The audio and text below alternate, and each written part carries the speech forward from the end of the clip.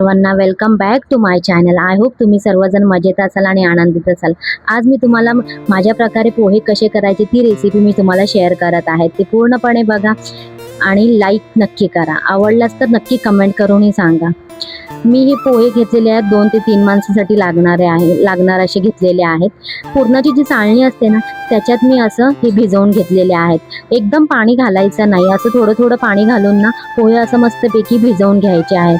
आपण काय करतो माहिती आहे, पोहे घालून मग ते टोपात वगैरे भिजत घातले ना, जसे आपण तांदूळ किंवा डाळ वगैरे कशी वॉश करतो तसे धुतले ना की मग ते पोह्यांचा ना लगदा होतं, म्हणजे ना ते एकदम ना हे होऊन जातात, भिजून जातात. त्याच्यामुळे ना चाळणीचा वापर करून ना पोहे म्हणजे भिजवायचं. म्हणून अशा प्रकारे मी पोहे भिजवून घेतले आणि त्याच्यानंतर ना असं मस्तपैकी त्यातलं पाणी नितळून घेतलं आणि असे पाकडल्यासारखे केल्यानंतर ना पाणी असं नितळून जातं आणि प्रॉपर ते भिजले जातात पोहे. तुम्ही बघू शकता आणि किती मोकळे दिसतात हे पण तुम्ही बघू शकता. त्याच्यानंतर ना मी ह्याच्यामध्ये ना मीठ ॲड केलं होतं आणि ना साखर थोडीफार ॲड केली होती. साखर आणि मीठ ना हे पोहे ओले असल्यावरच टाकले ना की ते बरोबर ऑब्झर्व होतं आणि त्याच्यामुळे ना पोहेही छान टेस्टी लागतात. त्याच्यामुळे कधीही ना पोहे भिजवल्यानंतर साखर आणि मीठ, जर तुम्ही साखर टाकत नसाल ना तर मीठ ना पोहे भिजवल्यावर टाका, म्हणजे छान ते पोह्यांना ना ते मीठ लागतं. त्याच्यामुळे ना असं व्यवस्थित असं भिजवून मग मीठ आणि साखर लावून ठेवा. मग त्याच्यानंतर ना मी त्याच्यानंतर ना पोह्याला लागणाऱ्या साहित्य मी कट करून घेतलं. 2 मी कांदे मोठे कट करून घेतले होते, थोडेसे शेंगदाणे घेतले होते, 7-8 मिरच्या घेतल्या होत्या, कोथिंबीर, कढीपत्ता आणि जिरे टाकले होते. मग एका पॅनमध्ये ना काय केलं माहिती आहे, तेल गरम करायला ठेवलं.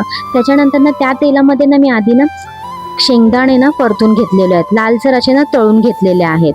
तुम्ही बघू शकता लाल असे ते तळून घेतल्यानंतर ते मी एका बाउलमध्ये पुन्हा एकदा काढून ठेवले होते.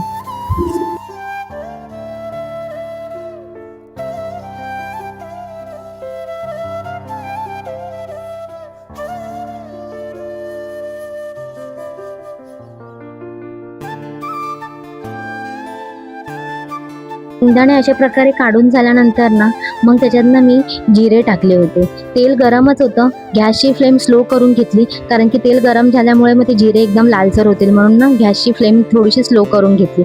आणि मग त्याच्यानंतर ना मी जिरे ॲड केले. जिरे ॲड केल्यानंतर ना मिरची आधी ॲड करून घेतली. मिरची पूर्णपणे भाजून झाल्यानंतर मग कांदा टाकला होता परतायला. कांदा असा ना असा मऊ एकदम लालसर भाजायचा नाही, फक्त नरम होईपर्यंत कांदा परतून घ्यायचा आहे तुम्हाला, म्हणजे लालसर एकदम लालसर भाजायचा नाही. मस्तपैकी मऊ किंवा नरम झाला ना कांदा की मग त्याच्यानंतर बाकी जेही आपल्याला ॲड करायचं ते तुम्ही ॲड करू शकता.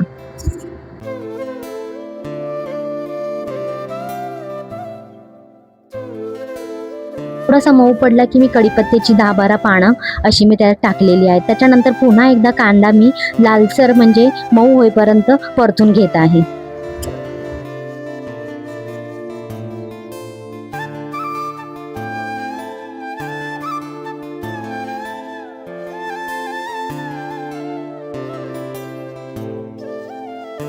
कांदा असा लालसर असा मऊ झाल्यानंतर ना त्याच्यामध्ये ना मी हळद आणि थोडंसं अजून वरून मीठ टाकलं होतं. मी ऑलरेडी पोहे भिजवताना मीठ ॲड केलंच होतं, तरीसुद्धा थोडंसं मी तेलात मीठ ॲड केलं होतं, म्हणजे ते नॉर्मल त्या पोह्यांना बरोबर झालं होतं मीठ आपल्या अंदाजानुसार. मग मी हळद ॲड केली आणि मीठ थोडंसं ॲड करून मस्तपैकी ते मिश्रण एकत्र करून घेतलं होतं.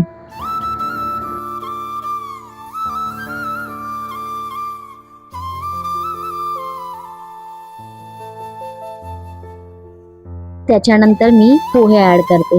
पोहे ॲड केल्यानंतर पोहे जास्त असं हलवत बसायचं नाही, म्हणजे असं ना मग त्याचा ना चुरा होतो. त्याच्यामुळे ना अलगद हाताने ते हलवून घ्यायचे आणि सारखं हलवत राहायचं नाही. त्याच्यामुळे काय होतो, पोह्यांचा असा चुराही होतो आणि एकदम हे होऊन जातात, चिकट होतात. त्याच्यामुळे अलगद हाताने हलवून घ्यायचं. आणि त्याच्यानंतर मग मी ते हलवून झाल्यानंतर त्याच्यामध्ये जे आपण शेंगदाणे मी तळून घेतले होते ते शेंगदाणे ॲड केले आणि थोडीशी कोथिंबीर ॲड करून 2 ते 3 मिनिटासाठी पुन्हा ना मिक्स करून झाकून ठेवलं होतं.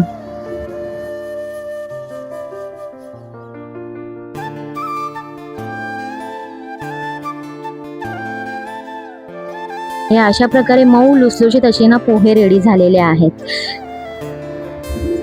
माझा व्हिडिओ इथेच एंड करते. चॅनलवर जर नवीन असाल तर चॅनलला लाईक करा, शेअर करा, सबस्क्राईब करा. पुन्हा भेटते एका छानशा व्हिडिओसोबत. तोवर तुमची स्वतःची काळजी घ्या.